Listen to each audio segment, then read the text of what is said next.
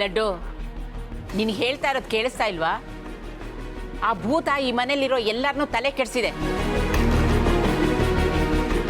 ಓಹೋ, ನಿಮ್ಮ ದೊಡ್ಡಮ್ಮ ನಿನ್ಗೆ ಹಚ್ಕೊಟ್ಟು ಕಳಿಸಿದಾಳ ನೋಡು. ಏನೇ ಆದರೂ ನಾವು ಈ ಮನೆ ಬಿಟ್ಟು ಹೋಗ್ತಾ ಇದ್ದೀವಿ. ಹೋಗಿ ಪುಸ್ತಕ ಬಟ್ಟೆ ಎಲ್ಲ ಜೋಡಿಸ್ಕೋ. ಅಮ್ಮ,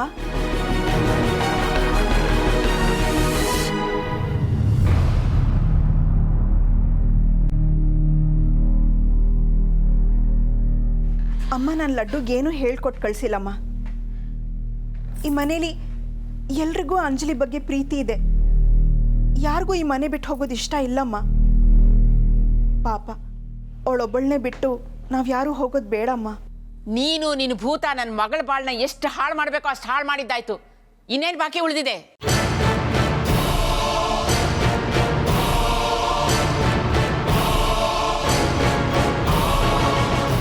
ಆ ಭೂತದ ಜೊತೆ ಸೇರ್ಕೊಂಡು ಒಂದು ಒಳ್ಳೆ ಸಂಬಂಧನೇ ಮುರಿದಾಕ್ಬಿಟ್ಟೆ. ನನ್ನ ಮಗಳು ಸುಖದ ಸುಪ್ಪತ್ತಿಗೆನಲ್ಲಿ ಮೆರೆಯೋದನ್ನ ಬಿಟ್ಟು ಯಾರೋ ಕೆಲ್ಸಕ್ಕೆ ಬಾರ್ದವನ ಜೊತೆ ಕಷ್ಟಪಡೋ ಹಾಗೆ ಮಾಡಿಬಿಟ್ಟೆ. ಇಷ್ಟು ಸಾಲದು ಅಂತ ಆ ಭೂತದ ಶಕ್ತಿಯಿಂದ ನನ್ನ ಮಗನ ವಶೀಕರಣ ಮಾಡ್ಕೊಂಡಿದ್ಯಾ? ಯಾವತ್ತೂ ನಾನು ಹಾಕಿದ ಗೆರೆನ ದಾಟ್ತಾ ಇರೋ ನನ್ನ ಮಗ ಇವತ್ತು ನನಗೆ ತೀರ್ಪು ಬಿದ್ದಿದ್ದಾನೆ.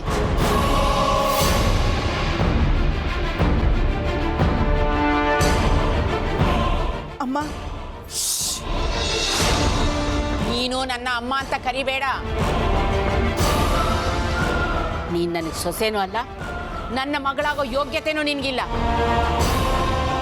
ನೋಡಿದ್ರೆ ನೀನು ನನ್ನ ಮಗಳಿಗೆ ಮಾಡಿದ ದ್ರೋಹ ಕಣ್ಣು ಮುಂದೆ ಬಂದು ಪದೇ ಪದೇ ಚಿತ್ರಹಿಂಸೆ ಆಗುತ್ತೆ. ನೀನು ನಮ್ಮ ಜೊತೆ ಬರೋದು ಬೇಡ. ನೀನು ನಿಮ್ಮ ಅಮ್ಮನ ಮನೆಗೆ ಹೊರಟೋಗು.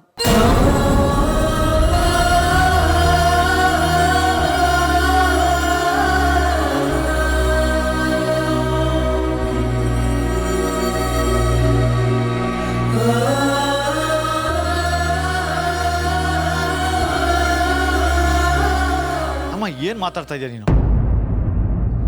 ವಾಸಂತಿ ಯಾವ ತಪ್ಪು ಮಾಡಿಲ್ಲ. ತಪ್ಪು ಮಾಡ್ತಿದ್ದು ನಮ್ಮ ಕಣ್ಣು ತೆರೆಸಿ ಸಾಕ್ಷಿಗೆ ಒಂದು ಒಳ್ಳೆ ಭವಿಷ್ಯ ರೂಪಿಸ್ಕೊಟ್ಟಿದ್ದಾಳೆ. ಅವಳು ಯಾಕೆ ಮನೆ ಬಿಟ್ಟು ಹೋಗಬೇಕು? ಇವಳು ಮಾಡಿರೋ ತಪ್ಪಿಗೆ ಶಿಕ್ಷೆ ಅನುಭವಿಸೋದು ಬೇಡವಾ?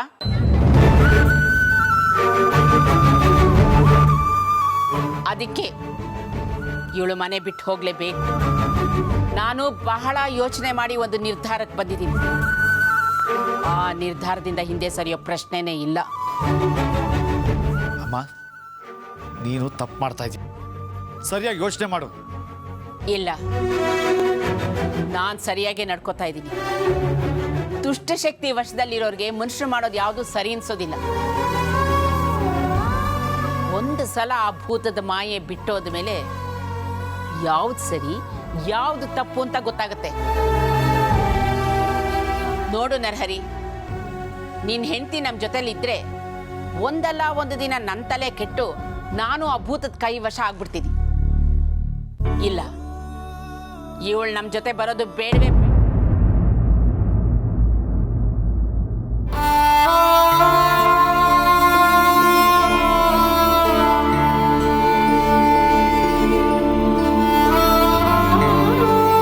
ಅಮ್ಮ, ನಾನು ಹೋಗಿ ಬರ್ತೀನಿ. ನನಗೆ ಆಶೀರ್ವಾದ ಮಾಡಿ.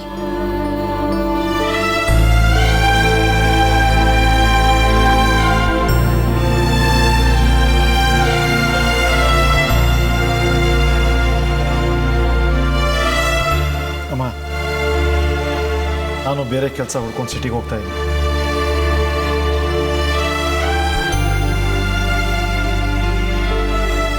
ಅಂಕಿತಾ ಸದ್ಯಕ್ಕೆ ವಾಸಂತಿ ಜೊತೆನೇ ಇರ್ತಾಳೆ. ನನಗೂ ಆಶೀರ್ವಾದ ಮಾಡಿ.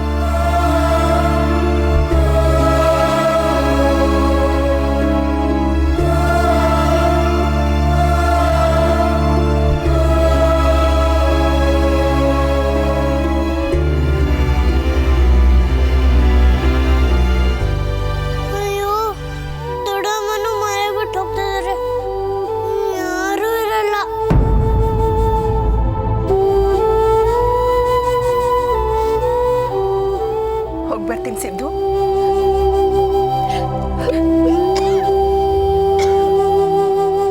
ಅಕ್ಕ, ನೀವೀ ಮನೆ ಬಿಟ್ಟು ಹೊರಟೋದ್ರೆ ನಾನು ಈ ಮನೇಲಿ ಒಬ್ಳೆ ಹೇಗಿರ್ಲಿ?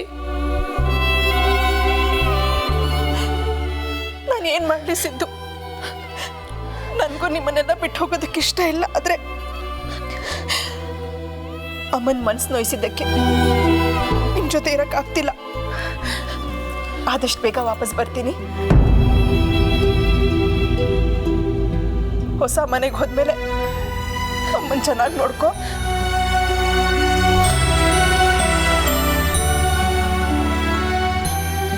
ಹೋಗ್ಬರ್ತೀನಮ್ಮ.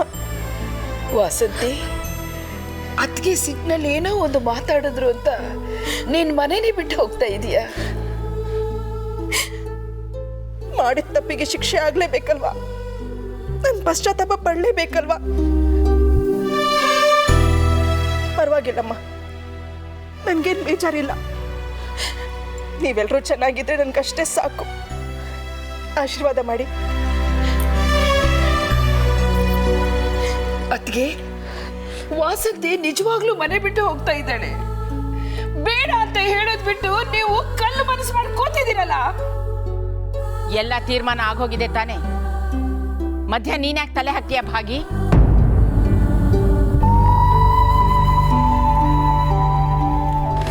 ಲಡ್ಡು ಬರ್ತೀನಿ ಕಣೋ. ಚಿಕ್ಕಪ್ಪ ಬರ್ತೀನಿ. ಚಿಕ್ಕಮ್ಮ ಬರ್ತೀನಿ. ನಿಜ ಅಜ್ಜಿ, ಹೋಗಿ ಬರ್ತೀನಿ.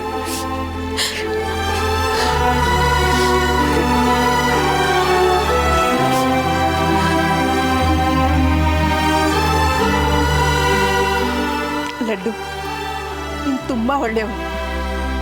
ಯಾವಾಗಲೂ ಹೀಗೆ ಇರು ಪುಟ್ಟ. ಹೋಗಿ ಬರ್ತೀನಿ.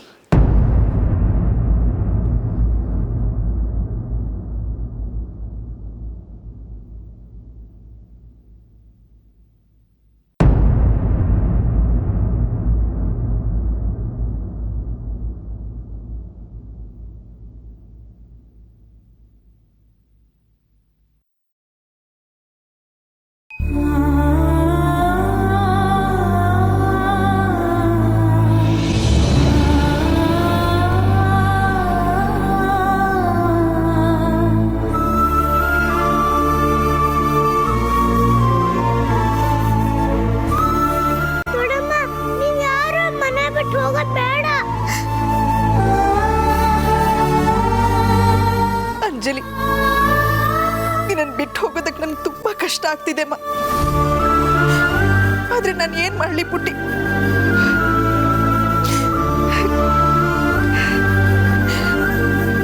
ಚಿಕ್ಕವಳಾದ್ರೂ ದೊಡ್ಡವ್ರಿಗಿಂತ ಹೆಚ್ಚು ತಿಳುವಳಿಕೆ ಇರೋಳು ನೀನು. ಸುಖವಾಗಿರಮ್ಮ. ನಮ್ಮೆಲ್ಲರ ಮನಸ್ಸನ್ನು ನೀನು ಗೆದ್ಬಿಟ್ಟೆ. ಆ ದೇವ್ರು ನಿನ್ನನ್ನು ಚೆನ್ನಾಗಿಟ್ಟಿರ್ಲಿ.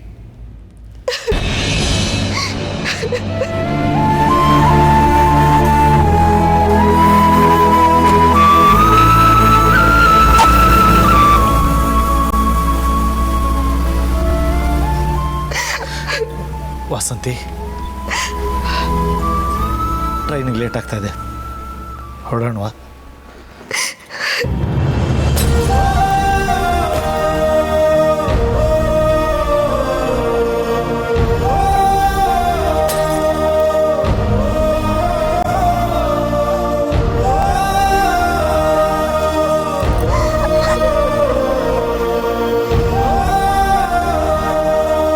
ನಾವು ಬರ್ತೀವಿ.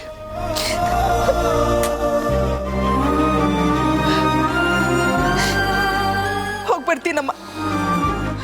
ನಾನೀಗ ಮ್ಯಾಜಿಕ್ ಮಾಡ್ಬೋದು ಗೊತ್ತಾ? ಗಣೇಶ, ದೊಡ್ಡ ಬಿರುಗಾಳಿ ಬರ್ಸು ಗಣೇಶ. ಈ ಕೆಚ್ಚಣ್ಣ ಗಾಳಿಯಲ್ಲಿ ಹಾರೋಗ್ಬೇಕು. Please please.